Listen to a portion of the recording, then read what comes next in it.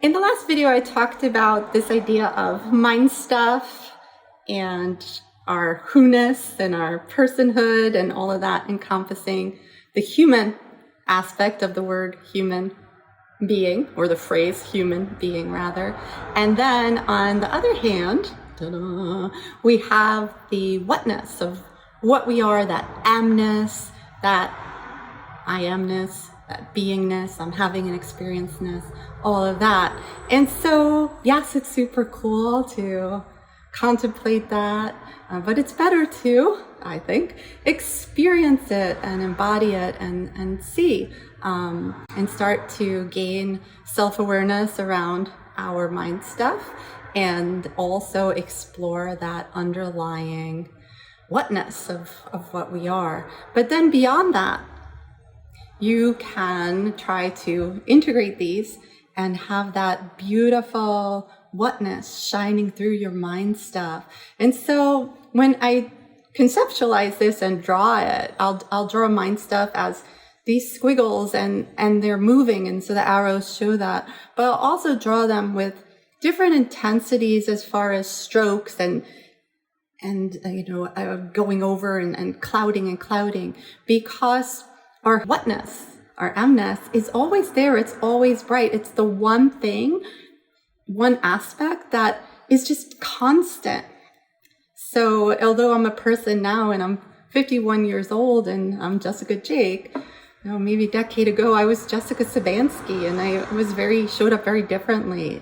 And a decade before that. So that who-ness of how I show up in personhood is different. And it could also change based on, am I hungry? Am I getting hangry? So there's a science to hanger, which is that if you are hungry, you get angry because you're trying to your body's trying to say, hey, these resources are going to be for me, so I've got to show this aggression so nobody else gets the food, right?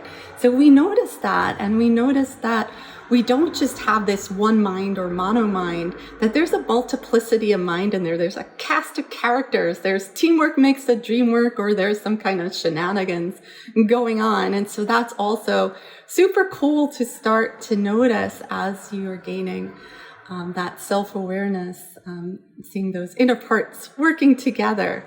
And if you're interested in that stuff, I really recommend IFS, which is internal family systems.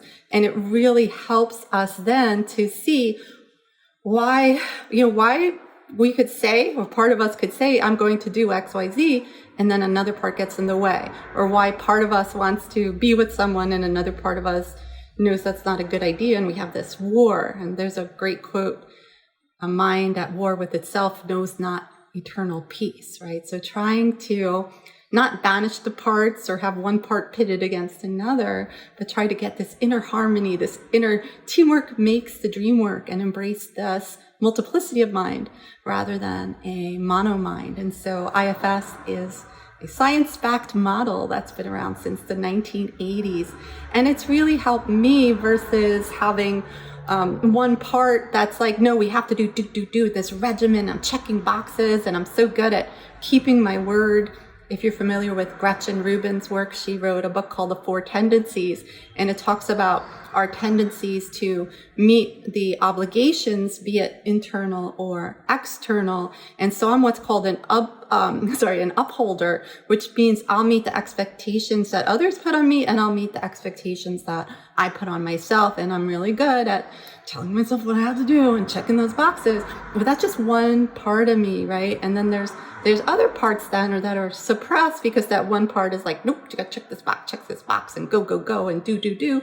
And then before you know it, I've been at my computer for 8 hours straight. I didn't take a bathroom break, didn't have water. I thought I was only gonna be there for 1 second, so I didn't put on my glasses. I didn't adjust my desk or all that stuff. And that's not healthy, right? So we're seeking this harmony in that mind stuff. And so in drawing the mind stuff as these scribbles and maybe parts coming up or emotions or all the sounds, everything, that's why I like to collectively think about it. Mind stuff and body business, it's all arising in our awareness. Is my mind stuff this thick and heavy and covering up my amness? that beautiful whatness of what I am? Or is this more translucent? Is there like less mind stuff? Is it more translucent that beauty of my emness can shine through? And so that's a different way that I will draw it. And what I've explored in part was transcendent emotions. And my favorite emotion is awe. And ever hear that expression, it blew my mind? Well, awe really just blows my mind stuff. It's just gone. And so there's other studies on the oneness experience and STEs, or self-transcendent emotions, or just they call it transcendent emotions, and seeing what impact that has on your life going forward if you have such an impactful experience, but also on your health, etc. So I know a lot of people who are just so into that grind, and maybe they're already burnt out or stressed out, ever stressed, and go, do. And meditation is something that just frustrates them further, unfortunately, because their mind is, there's so much mind stuff. So working from a place of maybe letting yourself experience self-transcendent emotions will help kind of blow that mind stuff a little bit, right? And just to let that beauty of the emness shine through. And so awe is a great one, gratitude, compassion. And these are truly felt emotions. And so they are in your body. You're not tricking yourself. You're not using your thoughts to say, I am grateful for blah, blah, blah, right? No, you're like literally feeling grateful. So in the first video, when I was talking about how when I held that baby, I knew this oxytocin rush was coming. Maybe if you think of holding a baby, you don't feel the feels the same way, right? So that's one way we could work on our mind stuff. In my book, I call it tidy up your mind stuff. Another way is to think about the physiological state you're in. So I had another video on that, and we have access to 3 main physiological states, one of which is when we feel safe. We feel connected. So all our body systems are up and running because we're safe, and now we could thrive, and we could create, and we could connect and engage and play and problem solve and do all these things. And I like to call that one green. And then in yellow, which is another important state, so none of these states are bad, is when we're mobilizing for action, when our body behind the scenes is detecting the cues of danger, we're mobilized for action, fight or flight. And now the emotions that we have access to are more along the range of anger and rage. We're not really able to be compassionate and socially connected when we are full on in that fight or flight yellow state. And then there's the third main state, which is red, which is where when our body feels like there's no hope here, we're just going to shut down, go numb, hide away. And so as you explore this relationship between the who-ness and the what-ness, think about what state your body is in. Because I like to get to that green state before I try to do anything. If I'm really having what I call an M-fulness session, I want to get to green first, right? You know that frustration of sitting down to meditate and it's like this mind at war, versus if I just did something super fun and I know I got myself to green, then I explore it, because my mind stuff is like just automatically tidied up a little bit for me. And so that's one angle.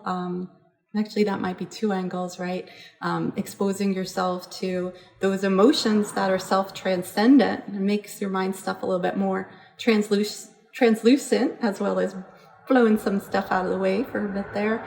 Also then working on getting yourself to that green state where now you have access to different emotions and a different story about the world. And Dr. Paul McGee put it in his book on humor. I forget what his book was called, but he wrote about humor and how these positive emotions have this levity to them, right? This lightness. So that goes in line with this more translucent mind stuff versus negativity has this gravity and this heaviness to it. And then we even see that in the field of positive psychology. Dr. Barbara Fredrickson writes about this, where the positivity are these brief micro moments of positivity that are just like come there and then just poof, poof, poof, disappear. I should probably say poof, poof, poof instead of poop. But nevertheless, the negative emotions are by design or by evolution or by whatever, they just are heavier, and we remember the negative more, and they stick to each other, and they pull us down into this abyss of negativity. So giving yourself tools and noticing what helps me, like Super Mario, kind of hop out of negativity's abyss. And again, it has to be really truly felt in your body, not a lie, right? What are ways that I can make sure I'm bringing myself to that nice green state? Because I told you how I overworked, work, and then all this time goes by. Now, by the time I notice, and I've gotten better at this, but part of me would take this break and eat all this food, and this other part of me would yell at myself, why are you eating? Like, you're just not even thinking, mindlessly shoveling it in. But that part of me was like looking out for my body's health, because this other part of me had me like working so hard, right? So that's where you see this inner harmony. But if I was able to keep myself in that green state and nurture my body and take those breaks, so I didn't get to the point where now I'm famished and about to pee my pants and my eyes are complaining, etc., right? And so that's something that we could do, is think about what moves us in between this red at the bottom, yellow and green. And these are all just helpful states. We're not saying one's bad and one's not bad. They all have a purpose in our lives. And so paying attention to that is super helpful. So again, not only is it a great exploration to get to know yourself, but it's really a worthwhile, healthy effort and pays off dividends in terms of connection and productivity and creativity and all the things. And I'm going to say, getting more intuition as well, being able to get more inspiration, all those kinds of things as well. So when we let that whatness, that ampleness shine through all that stuffness, that who-ness of us, and we're kind of letting those two, be both represented as we walk around the world. So that's my case for myself of why I explore this. I've had great experiences of just dropping into that emness, and that's all it was. One time was because I was almost choking to death. The other time was when I was doing a particular meditation. And so that's one thing. But then rather than go off into a room and seclude myself or nearly die by scarfing food down too fast, how does this help my life, right? And so having that who-ness and whatness both represented, having that emness shining through as much as possible gives me more presence, keeps me with more translucent mind stuff that helps me to really connect with others better, have better intuition, just grow better, right? So we're constantly weighed down, and we're in this survival mode, and a lot of people are in this chronic stress mode. It's just really our body and mind, it's all about survival.